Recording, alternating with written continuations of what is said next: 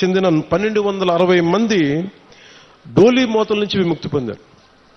ఇది ఒక అద్భుతమైన ఒక 10,000 మందికి పనిచేసేది కాకపోవచ్చు, ఒక డబ్బులు రాకపోవచ్చు, ఓట్లు రాకపోవచ్చు, దానివల్ల ఆదాయం డబ్బు ప్రభుత్వానికి రాకపోవచ్చు, కానీ మీ కష్టంలో మేము ఉన్నాం. మా కూటమి ప్రభుత్వం ఇది మంచి ప్రభుత్వం, ఆ ప్రభుత్వాన్ని కూడా నేను వాటన్నిటికంటే కూడా మీకు అండగా నిలబడే ప్రభుత్వం కూటమి ప్రభుత్వం.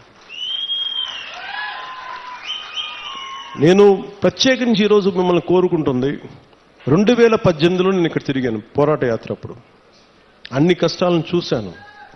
ఎందుకంటే నేను కార్యకర్తలకు కూడా, జనసేన నాయకులకి, జనసేన కార్యకర్తలకు అప్పటికీ చెప్పాను, ఇప్పటికీ చెప్తున్నాను. అలాగే మన కూటమి నాయకులందరితో కూడా నేను ఈ భావాలని పంచుకుంటా ఉన్నాను.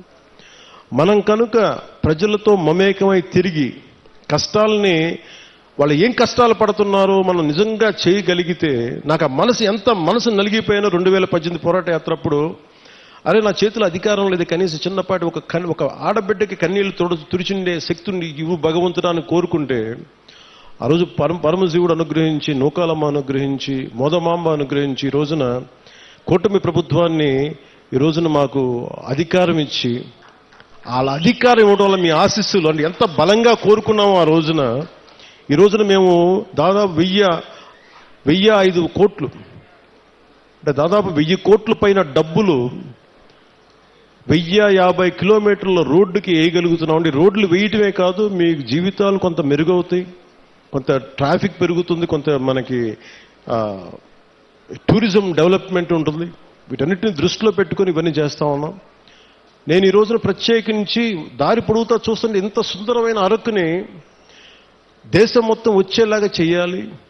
అలాగే ఏం చేయాలని కూర్చోబెట్టి టూరిజం శాఖ మంత్రివర్యులతో మాట్లాడతాను, శ్రీ కందుల దుర్గేష్ గారితో, గౌరవ ముఖ్యమంత్రి గారితో మాట్లాడతాను, సంబంధిత జిల్లా అధికారులతోటి, కలెక్టర్ గారితో మాట్లాడి మీకు అభివృద్ధిలో ఇక్కడున్న యువత గంజాయి వైపు కాకుండా మీరు టూరిజం వైపు వెళ్ళాలి, సేవలు మీరు సర్వీస్ సెంటర్స్ పెట్టుకోవాలి, ఇక్కడ కూర్చోబెట్టి చిన్న హోటల్స్ నడుపుకోవాలి.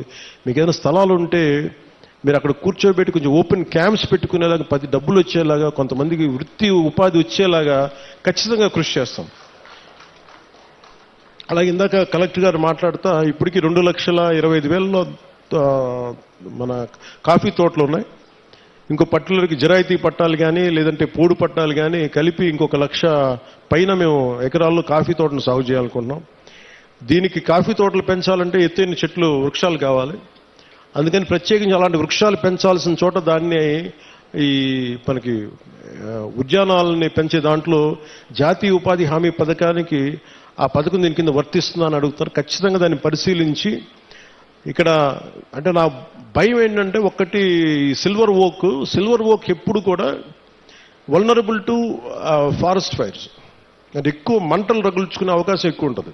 అది స్థానికమైన చెట్టు కాదు. సో ఇప్పుడు వేసేసాం కాబట్టి మనం ఏం చేయలేం. కానీ భవిష్యత్తులో కలెక్టర్ గారికి కూడా, మన పంచాయతీరాజ్ శాఖ ప్రిన్సిపల్ సెక్రటరీ గారికి కూడా, అలాగే ఇక్కడ ఉన్న ఫారెస్ట్ అధికారులకు కూడా, మీరు సిల్వర్ ఓక్ వేసేటప్పుడు దానికి ఆల్టర్నేట్ దయచేసి కొత్తగా, ఫాస్ట్గా, తొందరగా ఎదిగా ఏవో ఆలోచించండి. ఖచ్చితంగా 1,00,000 ఎకరాలు కాఫీ సాగు ఉంటే, కాఫీ బోర్డు నిర్ణయించుకుంటే ఖచ్చితంగా దాన్ని మరింత ఆదాయం పెరుగుద్ది, మరింత మనకి యువతకు ఉపాధి అవకాశాలు ఉంటాయి. దీన్ని దృష్టిలో పెట్టుకుని పర్యావరణానికి, ఎందుకంటే ఎసిడిక్ ఎక్కువైపోద్ది, మన సాయిల్లో ఎసిడిటీ పెరిగిపోద్ది ఈ సిల్వర్ ఓక్ వేస్తే. అది మన నేటివ్ ప్లాంట్ కాదు.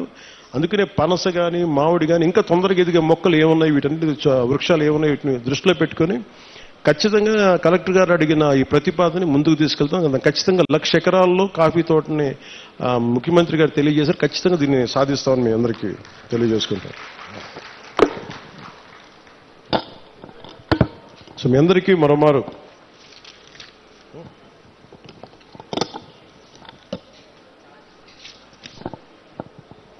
ఇంకా చేస్తారు, ఇంకా బస్తర్లోనూ ఇక్కడంతా ఇంకా మనకి చిల్లంగి అని చేస్తారంట.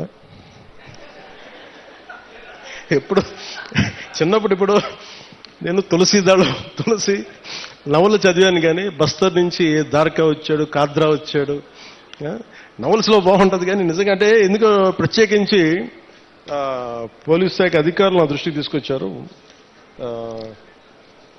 ఎస్పీ గారు నా దృష్టికి తీసుకొచ్చారు, ఎస్పీ గారు, డిఎస్పీ గారు ఇద్దరు.